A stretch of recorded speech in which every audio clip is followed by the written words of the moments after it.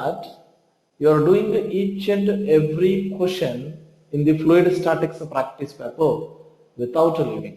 Of course, I spent some time to explain the numericals in the practice paper and to forward a video class also if required apart from live interaction. Of course, I discuss all the numericals in the live interaction section.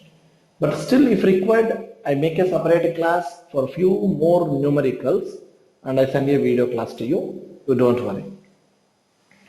So just before entering into the next concepts of physics at 8th standard, first of all, you should be very sure with few concepts, just like it is mathematics in physics. Means we require few concepts of mathematics that is required to handle the concepts of physics. So in that, the first thing that we need, it is all about, first of all, for the sake of heading, it is simply to say coordinate geometry or coordinate system is one of the topics in mathematics that we need most while handling the concepts of physics, which is all about coordinate system.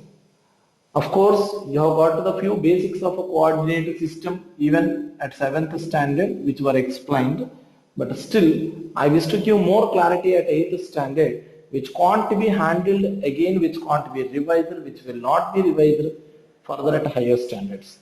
So if you are having any gaps or blocks, you need to fill here itself. So what is a coordinate system? First of all, yes, coming to the point. See, this is a plane of the board. In this plane of the board, you have taken a point P. If you wish to locate the particular point in the plane of the board, yes, then you may say from this vertical edge of the board, it is at some horizontal distance, you may say. To locate this point exactly, it is at some horizontal distance from this vertical edge. But that is an incomplete information, because when you are going to explain it is at a horizontal distance from the vertical edge, you can have many more points which are at the same horizontal distance from that vertical edge. So which can't give the complete position of the particle in the plane. So that to explain the position of the particle in the plane, in addition to this horizontal distance from the vertical edge, some vertical distance from the horizontal edge to be mentioned.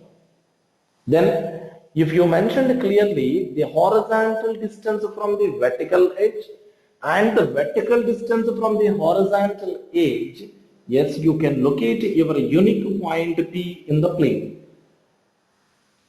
Means to locate a particular point in the plane, we need two perpendicular distances. Perpendicular distance from the vertical edge and also from the horizontal edge.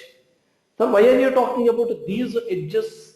Because I suppose they are reference to me. Because to say anything we need some reference, you know very well. Yes, I have taken this vertical and horizontal edges which are perpendicular to each other or as a referral edges. But always we don't come across a board situation.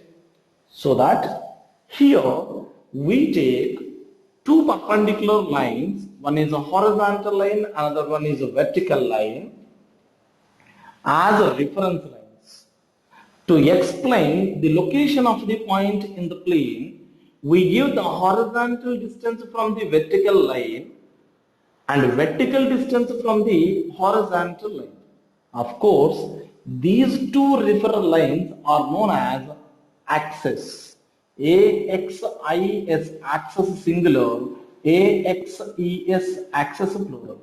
So this horizontal reference line is x-axis and this vertical reference line is y-axis. And here these two axes are going to intersect at a point which is known as horizon. So now once look at this, here right of the horizon there is x-axis, similarly to the left of the horizon. Here above the horizon there is y-axis, similarly below the y-axis. So here once look at this situation, to locate a particular point in the plane, we have taken the combination of two perpendicular lines as a reference, and we are going to express the two perpendicular distances from the reference axis. This arrangement, this system that consists of two perpendicular lines in the plane to locate a particular point in the plane is known as coordinate system. Of course, these two perpendicular distances are known as coordinates. Look at this one. Here is the horizontal distance from the y-axis, which is represented as x, because here this distance is measured along x-axis. Here this vertical distance from the x-axis is represented by y, since this vertical distance from x-axis is measured along y-axis. So that is the reason why horizontal distance from y-axis represented as x, vertical distance from x-axis represented as y. Then these two distances will be helpful to locate the particular point in the plane. So they will be mentioned within open brackets separated by comma. So these x and y are known as coordinates of that particular point P. So coordinates means the two perpendicular distances from the reference axis.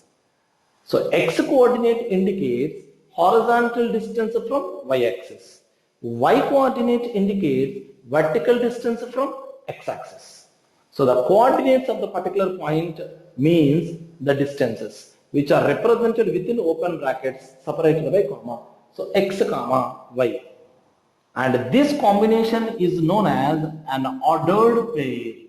In this ordered pair, the first one is x coordinate, which is also known as x coordinate. Shall I repeat? X coordinate, which is also known as abscissa here. Abscissa. And here this is y coordinate, which is also known as simply ordinate. But here the interesting point is your coordinate system. I told you a system consists of two perpendicular lines in a plane. To locate a particular point in the plane is known as coordinate system. But this coordinate system divides your plane into four portions. Here is one portion, here is one portion, here is a portion, here is the portion. And each portion of the coordinate system is known as a quadrant. A quadrant. So here in this particular situation, your particular point is in first quadrant. Once look at this. Once look at this. Here is your coordinate system of x-axis and y-axis. Of course, you can write here as y dash and here as x dash. Now here it is the first quadrant Q1. Here is second quadrant Q2. Here is third quadrant Q3. And here is fourth quadrant Q4. And the point of intersection is origin. This is how the coordinate system divides the plane into four portions. First quadrant, second quadrant, third quadrant, and fourth quadrant. Now, your particular point is in first quadrant, but the same point may be in the second quadrant or third quadrant at the same horizontal distance and vertical distance. For example, here horizontal distance is 3 meter, here vertical distance is 5 meter. You may find the point here 3 meter at a horizontal distance, 5 meter with vertical distance. Then how can you differentiate this particular point and this particular point? Hope you have understood. If x equal to 3, y equal to 5, with the same distances you can locate another point here at x equal to 3 and y equal to 5. then how can I differentiate these two different positions? That is the reason why, while mentioning the coordinate system, there were numbers that were mentioned on the positive line, +1, +2, +3, right of the origin, and left of the origin -1, -2, -3, and so on. Similarly, above the origin +1, +2, +3, and below the origin -1, -2, -3, and so on. So that if your particular point is in first quadrant, then your x coordinate is positive and y coordinate is also positive. But coming to the second quadrant, your x coordinate is negative but y coordinate is positive. Coming to the third quadrant, your x coordinate is negative and y coordinate also negative. Coming to the fourth quadrant, your x coordinate positive and y coordinate is negative. For example, if anybody has asked you, the coordinates of a point is -2, 3, then where will be the location of this point? With coordinates -2, 3.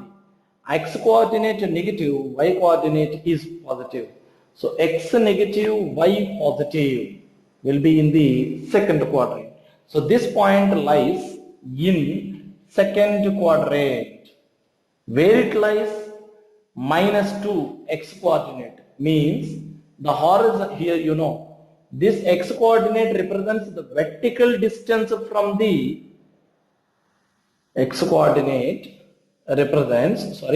horizontal distance from the y-axis.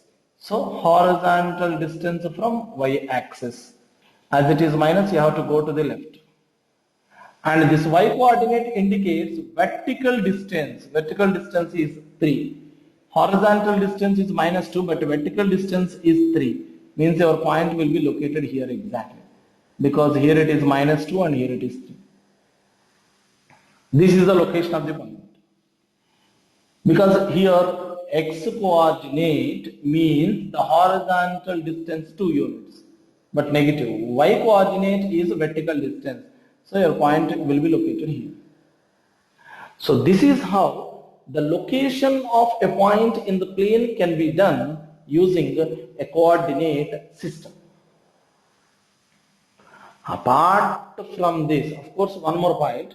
This point of intersection of the two reference axes is known as origin. Of course, the coordinates of origin will be x equal to 0 and y equal to 0. So this is how there will be an introduction to the concept of coordinate system.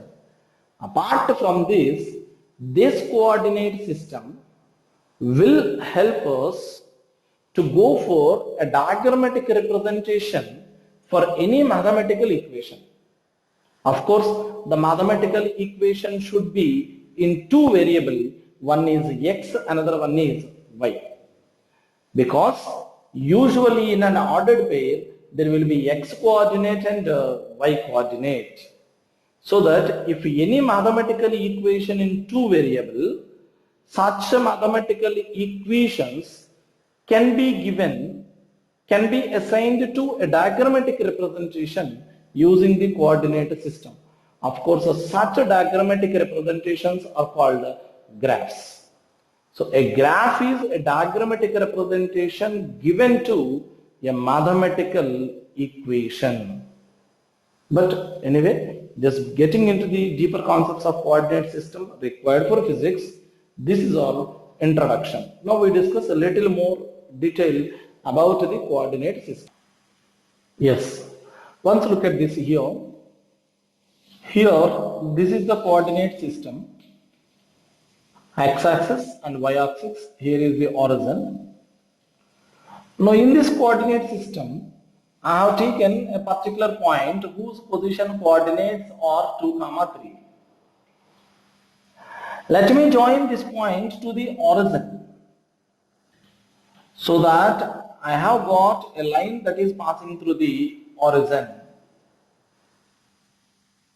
Now in this particular situation, your line that is passing through the origin is making some angle with the positive direction of x-axis.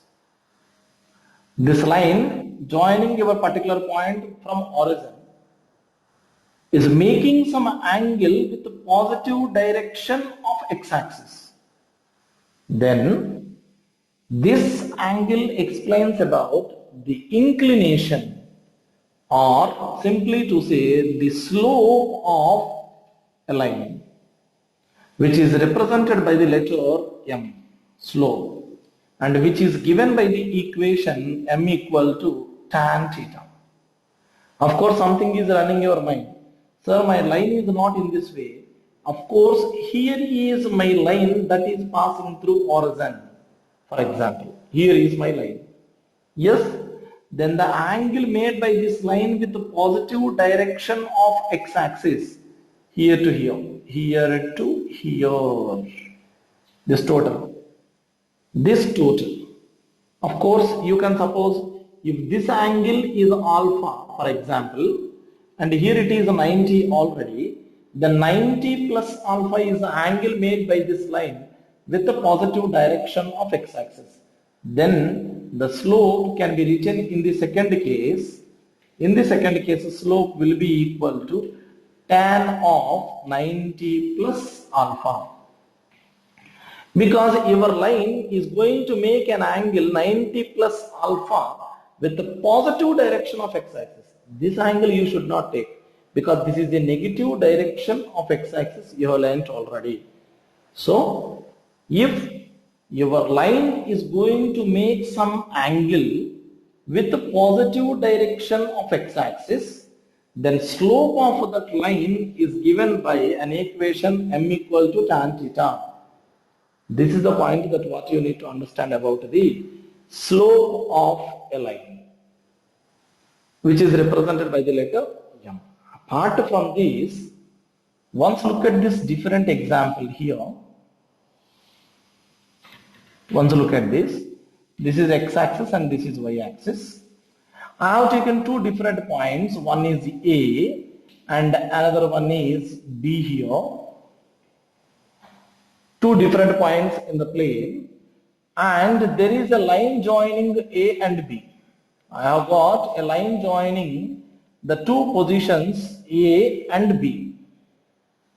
Of course, you can have the coordinates of A are x1 comma y1 and the coordinates of B are x2 comma y2, because every point in the plane can be located with two coordinates, A x1 comma y1, B x2 comma y2. Then in that situation, yes, this is x-axis, you write here somewhere. This is y-axis, you know this. If you extend this line joining A and B, certainly this line makes some angle with a positive direction of x-axis, Then still the slope of the line m equal to tan theta. Of course, theta greater than 90. You have got minimum basics of trigonometry in the earlier class. Apart from this, what you need to understand, if any line that is passing through the given points whose coordinates are x1, y1 and x2, y2. I repeat, my line is passing through two given points A and B, then the slope of the line can be written as y2 minus y1 by x2 minus x1. This is another point apart from tan theta. If you are not sure of the angle made by the line with positive direction of x-axis, you come across the equation y2 minus y1 by x2 minus x1. Of course, every formula has its mathematical proof and explanation, which we are not requiring of that particular area. We need to come across the conclusions. Now, once look at your straight line. Here, your straight line is going to cut the x-axis somewhere else and also cutting the y-axis. Now, the point is, the point at which your straight line cuts x-axis is known as x-intercept, and the point at which your line cuts the y-axis is known as y-intercept. So when you are talking about any straight line where it is going to cut the coordinate axis, I mean x-axis and y-axis, such locations where your line is going to cut the coordinate axis are known as x-intercept and y-intercept. For example, here x-intercept is A. It means this horizontal distance will be A and this vertical distance suppose as B, which is y-intercept. Then your line equation can be written as x by A plus y by B equal to 1. If your line is going to have x-intercept A units and y-intercept B units, then your line equation is, the equation of that line is x by A plus y by B equal to 1. Apart from that, if this line has a slope m, then the equation of this particular line can be written as y minus y1 equal to m into x minus x1 is a line equation. This is all little bit more mathematical analysis that is required for us. All the proofs and the remaining analysis not at all required. Only the conclusions and the concept what you need to understand. So we discussed about the slope of a straight line that is given in the coordinate system. At the same time, if the line is passing through the two given points, how to find the slope? What are x-intercept and y-intercept? How will be the line equation if x-intercept A and y-intercept B is known? Of course, x and y remains as variables. And at the same time, if you know the slope of the line is m and is passing through one particular point, then the line equation is y minus y1 equal to m into x minus x1. In this particular situation, here your straight line is passing through origin. If you suppose like that, x1 equal to 0, y1 equal to 0, then you come across this line equation is y equal to mx. Because if any line passing through a particular point, then line equation is y minus y1 equal to m into x minus x1. Here your line is passing through P and also origin. P and also through origin. Origin means coordinates x1 equal to 0, y1 equal to 0. Why can't I write? Yes, I can write. Because my line is passing through both P and origin. So if I have written the coordinates of origin, y minus 0 equal to m into x minus 0. Y equal to mx. So any straight line that is passing through origin has a mathematical equation y equal to mx. This is what you need to understand. I repeat, any straight line that is passing through the origin will have a line equation given by y equal to mx. Apart from this, slope of the straight line in different cases, about x-intercept and y-intercept line equation. If a slope is known, the line equation. This is just an introduction class to the concept of coordinate system. Just an introduction class. But in the next class of a coordinate system, we connect these concepts of mathematics with the concepts of physics that already what you had learned in the earlier classes. Then you will come to know the significance of coordinate system in physics. Simply, if I am giving little concepts and the formula in mathematics, you don't feel something is there. Yes, certainly there is nothing is there to feel, yes, this is what. But you feel something it is coordinate system when you have connected this coordinate system to the concepts of physics. But to connect that, first of all, you should have some basic idea of the coordinate system. That is my intention, just I have taken an introduction class. So ultimately, our main topic is all about mathematics in physics. Here in this session, I explain about the concepts of coordinate system. Later I come to the concepts of trigonometry, and apart from that, two more different mathematical analytical tracks are there that we discuss in the coming classes. So this is all about for today. It's all about introduction to the coordinate system. That's all, only mathematics in physics required. Don't expect that I deal with complete mathematics in detail. No. Up to little concepts that are required for physics only I handle, and I will tell you how to apply in physics. That's all. So you will get more clarity about the significance of coordinate system in the next class. Meanwhile, go through this properly and try to go through the numerical applications that are mentioned in the worksheet of hydrostatics. Don't forget that. Okay, take care.